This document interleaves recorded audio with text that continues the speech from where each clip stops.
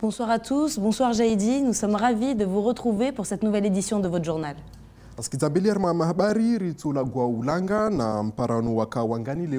Hautahadharisha miri zikao hatu hun maore tena diabeti rtoilagua na mahelezo ya wataalamu wa wade hun maore haumaliza rtolagua ulanga tena na watu haziwa jepo mai wodo angalia uzinyunyi zikao maore vani. Nous sommes le mardi 26 octobre et voici les titres de votre 19h. Comment sensibiliser les Mahorais à la préservation de l'environnement? C'est l'objectif principal des différents acteurs environnementaux de Mayotte réunis ce matin à Ouangani. Le diabète, la bête noire des Mahorais, mais que faut-il faire lorsque les premiers symptômes apparaissent? Élément de réponse dans cette édition.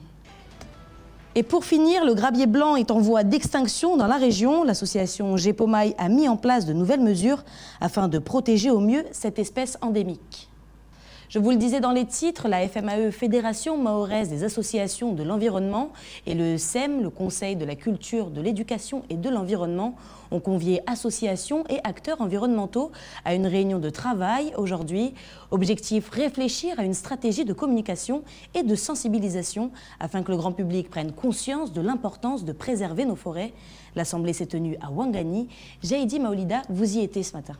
Oui, Yousra, les associations zifado ulanga waparana la meri ya Wangani wakao hoi lepare wazungue mafikira ata wakazi na walimizi wa hifadhi zimiri zikao hun maore na rudunge ya mahelezo.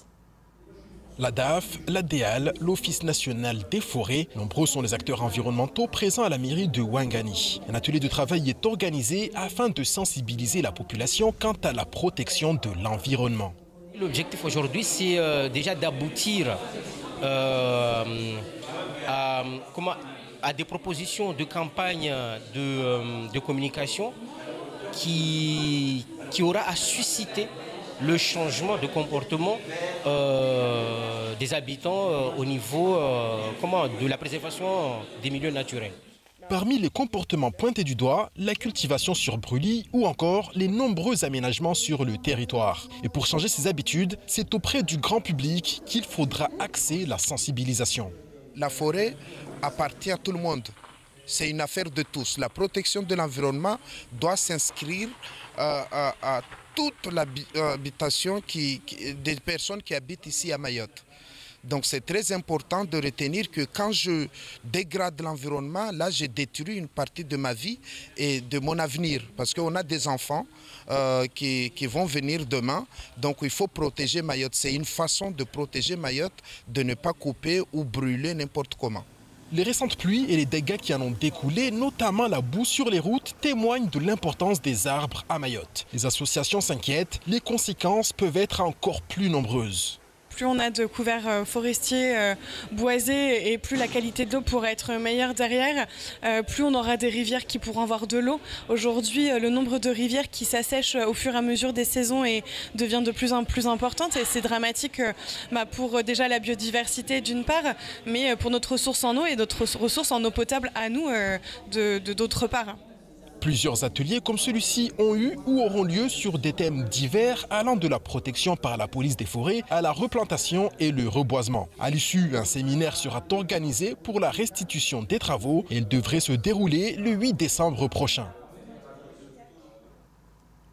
Wantwala dafu na ONF wakahar na mparanonu waheleza mba maravuni hun maore miri ya sukatwa nyingi hanguvu vavo wasambea maore walishe maana miri hizo ziagutra kazishuke mavareni tena yofanya mfano yofanya shauri hata majamro kasi hai wawata wakazi wa hifadhi tena kawashte tena moro wa hilima au waika hao entreprise zai woha lazimu wa tabu miri zangina.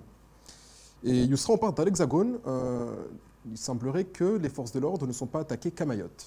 En effet, des policiers visés par des coups de feu, cela s'est passé hier en début de soirée dans le quartier de la Duchère à Lyon. Ils surveillaient un point connu pour du trafic de drogue. Une enquête est ouverte. Sur place, les habitants sont en colère et ils ont peur. C'est ce qu'ils ont dit ce matin à nos confrères de TF1. Dagoni Lyon de tungozini zaka fanyishiha.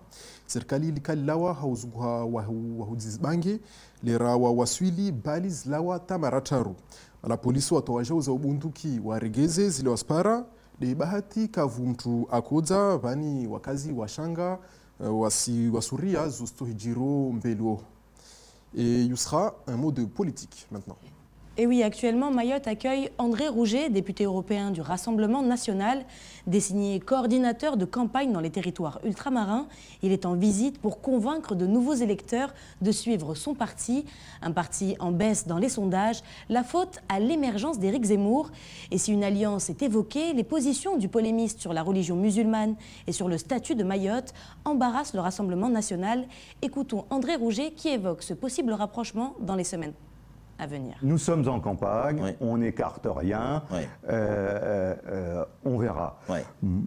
D'abord, pour l'instant, oui. Je rappelle que à l'instant où nous parlons, Éric Zemmour n'est pas candidat. Oui, bien sûr, mais Éric Zemmour n'est pas candidat. Oui, oui, donc attendons. Il n'a pas encore vendu tous ses livres. Attendons qu'il se déclare, attendons qu'il intègre un certain nombre de choses, et d'ici quelques semaines, d'ici quelques mois, on pourra en reparler. Vous dites, André Rouget, que vous n'écartez aucune hypothèse. On verra au moment de la campagne. Si jamais Marine Le Pen devait s'associer d'une manière ou d'une autre à Éric Zemmour, ou Éric Zemmour avec Marine Le Pen. Je vous rappelle que le 31 octobre 2019, Éric Zemmour a dit « Mayotte appartient aux Comores, c'était une erreur d'intégrer Mayotte à la France ». Si jamais un jour il y a fusion entre les deux, il faudra revenir sur ce plateau et nous expliquer comment et pourquoi. Parce que c'est à l'inverse de ce que dit Marine Le Pen. Vous êtes d'accord avec ça ? Mais totalement d'accord, et vous rejoignez ce que je viens de vous dire, ouais. Ce qui fait que, assurément, Éric Zemmour ne sera pas le ministre de l'Outre-mer de Marine Le Pen, il sera peut-être son secrétaire d'État au chou farci, moi j'en sais rien. Maladie encore honteuse pour certains à Mayotte, le diabète est pourtant l'une des maladies les plus répandues sur l'île. Pour répondre aux questions que certains se posent sûrement sur cette maladie, nous sommes allés à la rencontre de professionnels pour nous éclaircir sur les risques, mais également sur les bonnes habitudes à avoir.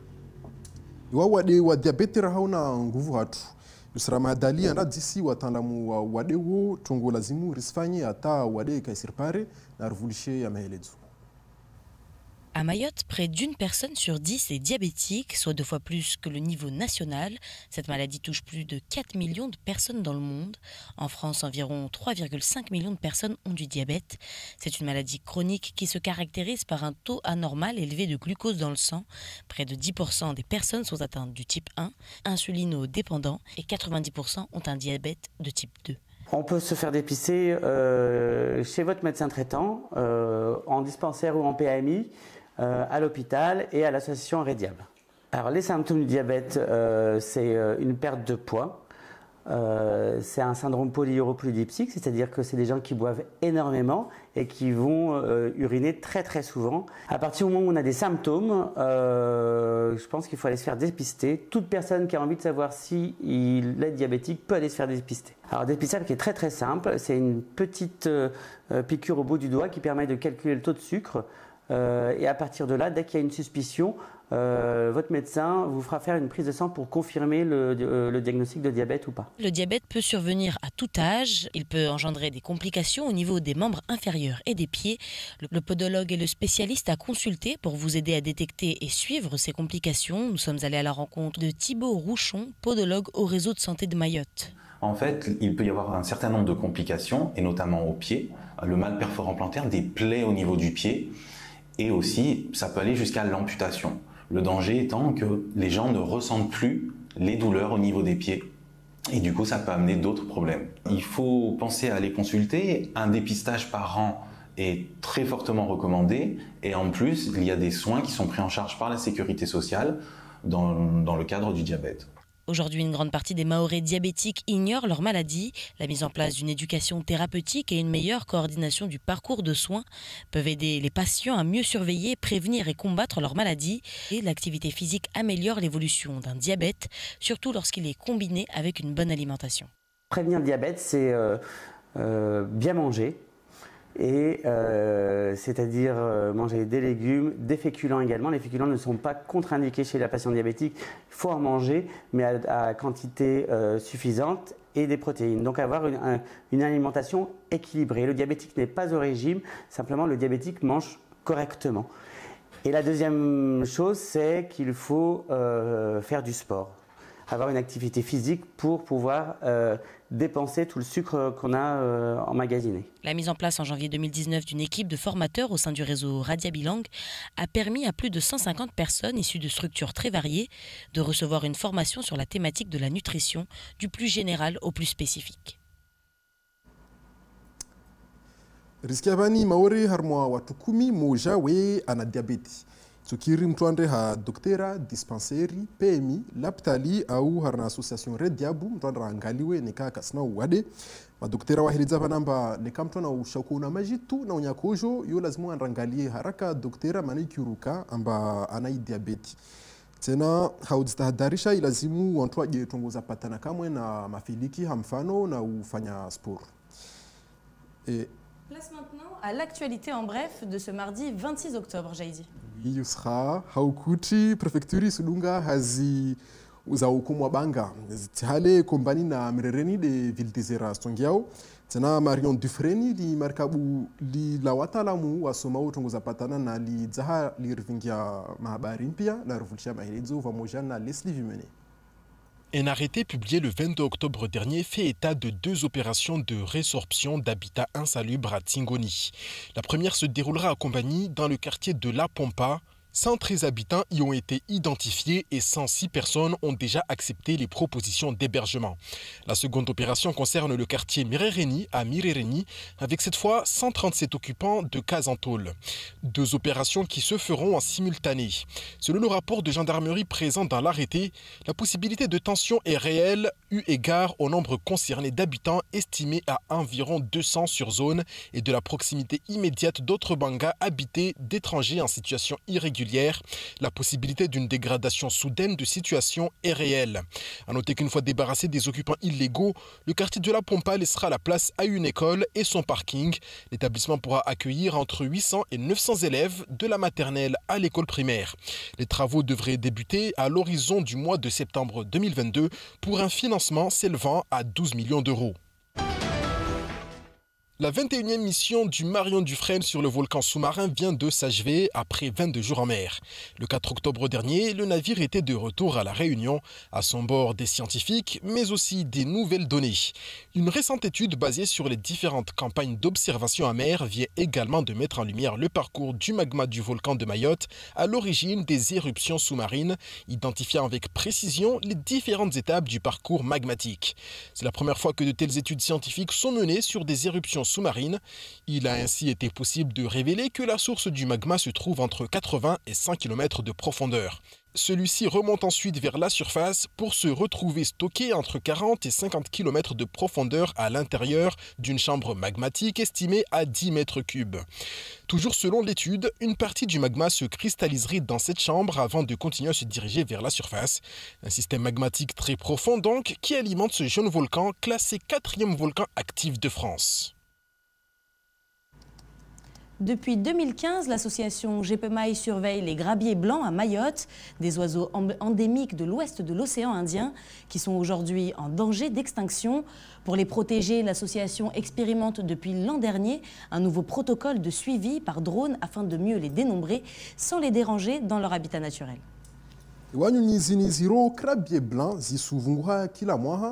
Haufanya shauri atakalsizime ama association hiro jepomai wasicha tongo nzianita kazisfanyishie na rudungia mahelezo vamoja na Ivan Rakotovao. C'est un petit héron blanc d'à peine 50 cm. Son nom, le crabier blanc, un oiseau endémique des îles du canal du Mozambique. Il aime installer son nid dans les hauteurs des mangroves, mais depuis plusieurs années, sous la pression de l'homme, il est menacé d'extinction. Alors malheureusement, le crabier blanc il fait face à différentes menaces, notamment la destruction de son habitat. Donc à Mayotte, il niche dans les mangroves et en fait, il est spécifique des zones humides. Donc les zones humides, c'est une problématique mondiale. Elles sont réduites, détruites, polluées. Et il est protégé car il est en danger d'extinction au niveau mondial et en danger critique d'extinction au niveau national. Présents chaque année à Mayotte, entre le mois d'octobre et février, ils étaient environ 280 couples et 150 juvéniles crabiers blancs l'an dernier, soit 40% de la population mondiale, qui ne s'élèverait aujourd'hui qu'à quelques milliers d'individus. Cependant, ces chiffres pourraient être bien en deçà de la réalité, faute de moyens de recensement dans les différents pays d'observation. À Mayotte, l'association GEPOMAI a décidé de renforcer ses protocoles de suivi. On a décidé de lancer un nouveau protocole de capture, marquage, recapture, qui est un protocole scientifique, donc c'est des statistiques qui permettent d'estimer de manière fiable. Ce protocole, en fait, il va viser à suivre par drone donc la mangrove, mais plusieurs fois par jour, plusieurs fois dans la semaine, chaque mangrove, afin de pouvoir compter nid par nid, attribuer chaque nid à un numéro et regarder si le nid est détecté d'une heure à l'autre, d'une journée à l'autre, pour bien tous les détecter. Réalisé dans le cadre du projet européen Life Biodivom, ce suivi est mené avec l'appui de l'Office français de biodiversité, le CNRS et le Parc naturel marin de Mayotte. En parallèle, GEPOMAI mène des actions de sensibilisation pour informer le public des espèces d'oiseaux menacées sur le territoire. Et on a aussi un gros pôle de sensibilisation donc dans les écoles ou avec des sorties adhérents. Il y a 2 sorties par mois. Et on essaye de développer la communication également actuellement. L'association est en train de grandir. Car la protection du crabier blanc passera en grande partie par la sensibilisation de la population à la préservation de leur milieu naturel et du respect de la tranquillité de ces oiseaux qui recherchent des endroits peu fréquentés par l'homme.